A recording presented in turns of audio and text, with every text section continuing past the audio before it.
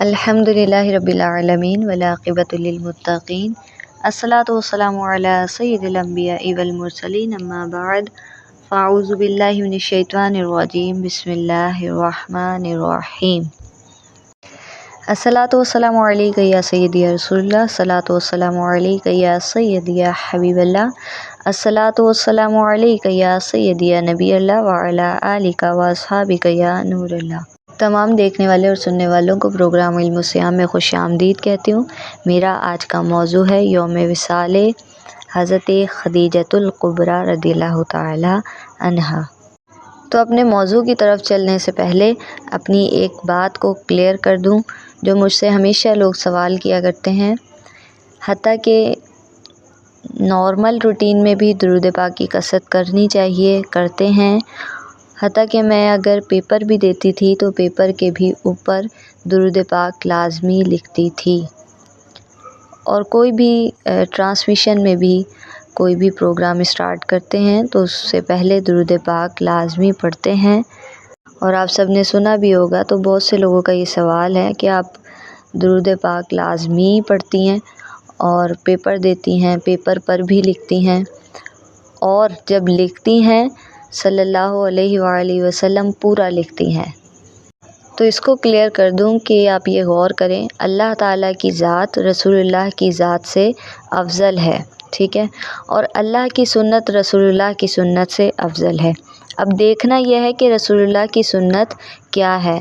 نماز رسول کی سنت ہے، روزہ رسول کی سنت ہے، زکوٰۃ رسول کی سنت ہے، حج رسول کی سنت ہے، جہاد رسول کی سنت ہے، نکاح رسول کی سنت ہے، بچوں کی پرورش رسول کی سنت ہے، کھانا پینا رسول کی سنت ہے، سونا جاگنا رسول کی سنت ہے، چلنا پھرنا رسول کی سنت ہے صلی اللہ علیہ وآلہ وسلم۔ الغرض کہ ہر عبادت رسول اللہ صلی اللہ علیہ وآلہ وسلم کی سنت مبارکہ ہے۔ مگر اب ذرا غور کیجئے کہ اللہ تعالیٰ کی سنت کیا ہے۔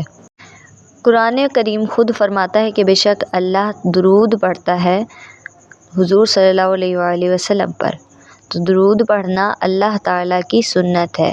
تو یہ ثابت ہو گیا، کلیئر ہو گیا کہ تمام عبادات سے افضل درود پاک ہے۔ الصلاۃ علی محمد افضل العبادات، کہ سب سے افضل عبادت محمد صلی اللہ علیہ وآلہ وسلم پر درود بھیجنا ہے۔ اسی لیے اپنے تمام پروگرام سے پہلے درود پاک لازمی پڑھتی ہوں، اور اپنی کوئی بھی لکھائی ہو اس سے پہلے درود پاک، چاہے وہ پیپر ہو یا کوئی ڈائری ہو یا نعت ہو، کچھ بھی ہو، اس سے پہلے درود پاک لازمی لکھتی ہوں، اور درود پاک بھی پورا لکھتی ہوں۔ سواد لکھنا ویسے بھی حرام ہے، پورا لکھنا چاہیے۔ اللہ کریم پکڑ میں آئے تو چھوٹی سی چھوٹی خطا کو پکڑ لیتا ہے، اگر بخشنے پر آئے تو چھوٹی سے چھوٹی نیکی سے بخش دیتا ہے۔ تو ہو سکتا ہے اللہ کریم، ہو سکتا ہے نہیں، یقیناً، بلکہ درود پاک اپنے ہاتھ سے اگر لکھیں، ہم مکمل لکھیں، تو اللہ کریم ان انگلیوں سے، ان ہاتھوں کو بالکل بھی عذاب نہیں دے گا، ان کو عذاب قبر سے، حشر سے محفوظ رکھے گا۔ چلتے ہیں اپنے موضوع کی طرف۔ اسلام کی خاتون اول حضرت خدیجہ رضی اللہ تعالی عنہا، ان کے قدموں پر سارا جہاں قربان، اور رسول اللہ صلی اللہ علیہ وآلہ وسلم پر ایمان لانے والی سب سے پہلی عورت حضرت خدیجہ تھی، جس پر اللہ نے سلام کہا اور فرمایا کہ اے جبرائیل، جاؤ خدیجہ کو میری طرف سے سلام پہنچاؤ کہ آفرین صد آفرین تیرے ایمان مثالی پر اللہ کریم کا سلام ہو۔ رگوں پہ وحدت سمائی ہوئی ہے، رگوں پہ وحدت سمائی ہوئی ہے، یہ لو تو خدا کی لگائی ہوئی ہے، طبیعت محمد پہ آئی ہوئی ہے کہ نظروں میں توحید چھائی ہوئی ہے، عجیب ٹھاٹھے سے آشنائی ہوئی ہے، عجیب ٹھاٹھا سے آشنائی ہوئی ہے، خدا کی خدائی پرائی ہوئی ہے، اور نظر آ رہا ہے جمال محمد صلی اللہ علیہ وآلہ وسلم، نظر آ رہا ہے جمال محمد، کچھ ایسی دلوں کی صفائی ہوئی ہے۔ حضرت خدیجہ ایک مثالی عورت ہی نہیں بلکہ ایک مثالی بیوی بھی تھیں، مثالی ماں بھی تھیں، اور مثالی مومنہ بھی تھیں۔ ہر مقام، ہر رسول اللہ صلی اللہ علیہ وآلہ وسلم کا ساتھ دیا، اپنے مال اور جان سے قربانی دی، 15 غلاموں کو آزاد کر کے مکان خرید کر دیے، جو مسلمان ہو چکے تھے۔ عفیف قندی جو کہ یمن کا تاجر تھا، ایک مرتبہ وہ مکہ مکرمہ میں آیا ہوا تھا۔ اس نے رات کے وقت خانہ کعبہ کے پاس ایک نوجوان کو دیکھا۔ وہ نوجوان نہایت حسین و جمیل تھا۔ پھر ایک 13 سال کا لڑکا آیا جو اس نوجوان کے پیچھے کھڑا ہو گیا۔ اتنے میں ایک عورت سفید لباس اوڑھے آئی اور لڑکے کے ساتھ نوجوان کے پیچھے کھڑی ہو گئی اور تینوں نے اپنی نماز ادا کی۔ جب نوجوان نے رکوع کیا تو دونوں نے رکوع کیا، جب سجدہ کیا تو دونوں نے سجدہ کیا۔ یہ دیکھ کر عفیف قندی حیران رہ گئے۔ اس نے آپ کے چچا حضرت عباس سے پوچھا کہ یہ کون ہے؟ حضرت ابن عباس ابھی ایمان نہیں لائے تھے۔ انہوں نے کہا، یہ نوجوان میرا بھتیجا ہے جو اپنے آپ کو اللہ کا رسول کہتا ہے، اور وہ لڑکا ابو طالب کا بیٹا علی ہے، اور وہ عورت اس کی بیوی خدیجہ ہے جو ایمان لا چکی ہے۔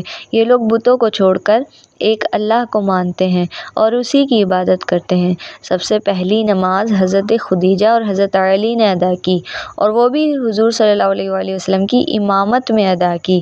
کیسا منظر ہوگا وہ کہ نماز ادا ہو رہی تھی اور فرشتے افلاک سے دیکھ کر خوش ہو رہے تھے، اور اللہ تعالیٰ بھی ان پر اپنی رحمت نازل کر رہا تھا۔ کفار مکہ نے دیکھا کہ دین اسلام کے ماننے والے زیادہ ہو رہے ہیں تو وہ سب اکٹھے ہوئے اور بولے، بنی ہاشم کا بائیکاٹ کرو، اس طرح وہ تنگ آ کر دین چھوڑ دیں گے یا اپنے بھیجے محمد کو ہمارے حوالے کر دیں گے۔